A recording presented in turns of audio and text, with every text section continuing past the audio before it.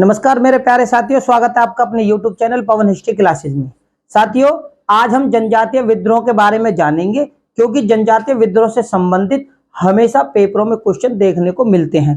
Question किस प्रकार से पेपरों में देखने को मिलते हैं वो हम अपने आने वाली वीडियो के माध्यम से आप लोगों तक जरूर पहुंचाएंगे। अब हम केवल जनजातीय विद्रोह जो हुए थे उनसे संबंधित कौन कौन सी महत्वपूर्ण घटनाएं थी उनके बारे में थोड़ा विचार कर लेते हैं। ठीक है, उनके बारे में जान लेते हैं कि भाई विद्रोह कहां पर हुए थे, कौन सा समय था, किसका नेतृत्व था और किस कारण हुए थे। ठीक है, क्योंकि पेपरों में इन्हीं के आधार पर क्वेश्चन पेपरों में बनते हैं, पूछे जाते हैं। तो ये जनजातीय विद्रोह से संबंधित हमारा टॉपिक 5 है लगभग, क्योंकि जनजातीय विद्रोह जो थे वो बहुत सारे थे और ना जाने एग्जामिनर जो है वो किसी में से भी किसी विद्रोह से संबंधित क्वेश्चन पूछ सकता है, इसलिए सभी के बारे में हम जानने की कोशिश करेंगे। तो उनसे संबंधित टॉपिक 5 है, इसमें हम जनजातीय विद्रोह जानेंगे, उसके बाद किसान विद्रोह के बारे में भी हम जानेंगे। तो मेरे प्यारे साथियों, चैनल मेरा नया है, इसे ज्यादा से ज्यादा लाइक, शेयर और सब्सक्राइब करें। तो देरी ना करते शुरू करते हैं। देखो, रंपा विद्रोह।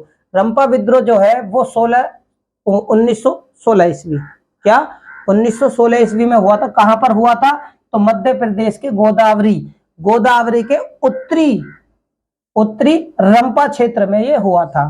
ठीक है, इस विद्रोह में क्या हुआ था कि 1922 और 24 ईस्वी में ये रंपा जनजाति के जो लोग थे, यानी रंपा क्षेत्र में जो जनजाति रहती थी, उन्होंने अंग्रेजों के विरुद्ध गौरिल्ला युद्ध शुरू किया था।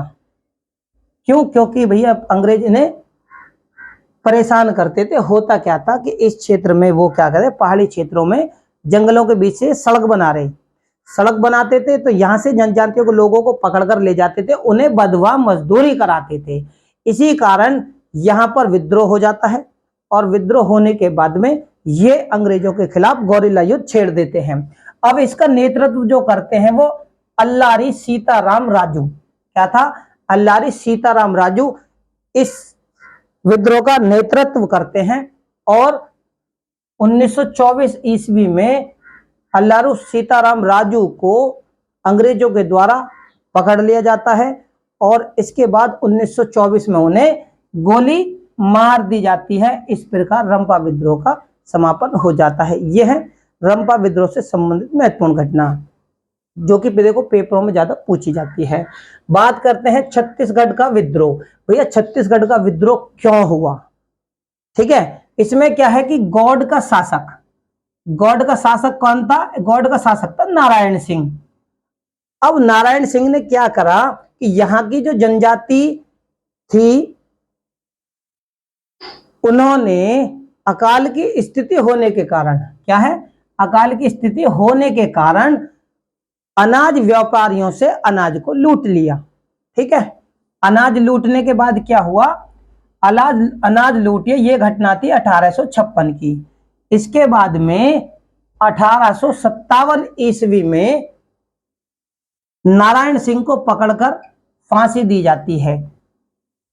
यानी कि इस विद्रोह ने, यह विद्रोह हुआ था अकाल की स्थिति में अनाज लूटने के कारण। अनाज लूट लिया, उसके बाद में विद्रोह हुआ। नेतृत्व किसने किया? नारायण सिंह ने। नारायण सिंह कौन था? ये गौड़ का शासक था।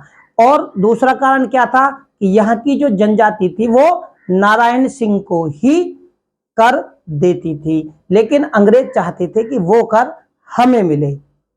ये भी कारण था यहाँ पर विद्रोह का। ठीक है, इसके बाद में जेलियांगसांग विद्रोह। जेलियांगसांग जो विद्रोह है वो 1891 ईस्वी में क्या होता है? मणिपुर में ब्रिटिश सत्ता स्थापित होती है। ब्रिटिश सत्ता स्थापित होने के बाद में होता क्या है कि ये वहां पर जनता को बहुत ज्यादा परेशान कर रहे थे कर को लेकर। ठीक है, और उन्हें जबरदस्ती मजदूर बना लेते थे, जबरन। तो अब होता क्या है, एक जेदूनाग जो है इस आंदोलन से जुड़ता है।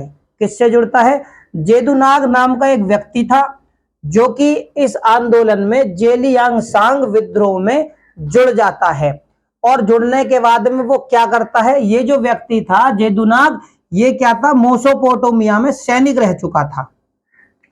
मेसोपोटामिया में सैनिक रह चुका था। सैनिक रहने के बाद इसने क्या करा कि जनजातीय नागा जनजातियों को इकट्ठा किया और नागा आंदोलन का गठन किया, यानी नागा लोगों को इकट्ठा किया और अंग्रेजों के विरुद्ध भड़काया कि भाई हमें इनको कर नहीं देना है, ठीक है, इन्हें यहां से अपने क्षेत्र से बाहर निकालना है। तो नागा आंदोलन का भी शुरुआत यही करते हैं।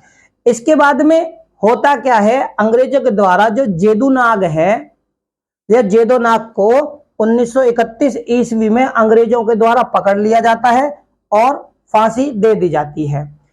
अब फांसी देने के बाद में होता क्या है कि इनके बाद इस आंदोलन को 17 वर्षीय एक महिला थी जिनका नाम था गेडलियू। गेडलियू इस आंदोलन को आगे बढ़ाती हैं और घर गृह यानी गृह कर देने से और इनके कानूनों को मानने से वो मना करती हैं कि हम अंग्रेजों का कानून नहीं मानेंगे, ठीक है, और इन्हें हम किसी भी प्रकार का कोई कर नहीं देंगे। अब ये जो है आगे बढ़ाने के बाद में आंदोलन को 1932 ईस्वी में इन्हें क्या होता है, इनको गिरफ्तार कर लिया जाता है और गिरफ्तार करने के बाद में ये कब छूटती हैं, 1947 ईस्वी में स्वतंत्रता के बाद। और उसके बाद ये हमेशा 1932 के बाद में जेल में ही रहती हैं और स्वतंत्र होने के बाद में, क्योंकि ये जो है बहुत बड़ा आंदोलन हो गया था, क्योंकि ये जो गेडलियू हैं ये रानी थी, इन्हें रानी की उपाधि दी थी पंडित जवाहरलाल नेहरू और सुभाष चंद्र बोस ने। क्या है, सुभाष चंद्र बोस ने इन्हें रानी की उपाधि दी थी और इन्होंने अपने क्षेत्रीय आंदोलन को राष्ट्रीय आंदोलन में भी असहयोग आंदोलन से जोड़ दिया था, यानी और भी बड़ा ये आंदोलन हो गया था। इसके बाद में क्या है, मैंने अभी आपको नेहरू और सुभाष चंद्र बोस ने इन्हें रानी की उपाधि दी थी। अब जब ये आजाद होंगी तो इन्होंने ही जेदुनाग के धार्मिक विचारों के आधार पर, क्या, जेदुनाग के धार्मिक विचारों के आधार पर हेरका पंथ की स्थापना भी इन्होंने की थी। ये थी क्या कहते जेलियन सांग विद्रोह से संबंधित महत्वपूर्ण घटना।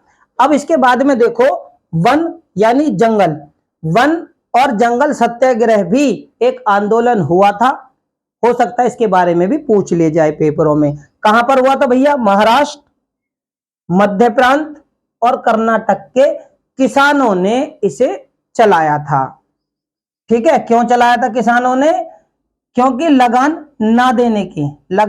ना अदा कर पाने के कारण ये अंग्रेजों के विरुद्ध इस आंदोलन को शुरू करते हैं। और इसका नेतृत्व किसने किया था, गंजन कोई ने। इसका नेतृत्व जो किया था वो गंजन कोई ने किया था। भाई इनसे संबंधित जो भी महत्वपूर्ण क्वेश्चन पेपरों में आते हैं वो हम अपने आने वाली वीडियो के माध्यम से आप लोगों को जरूर कराएंगे।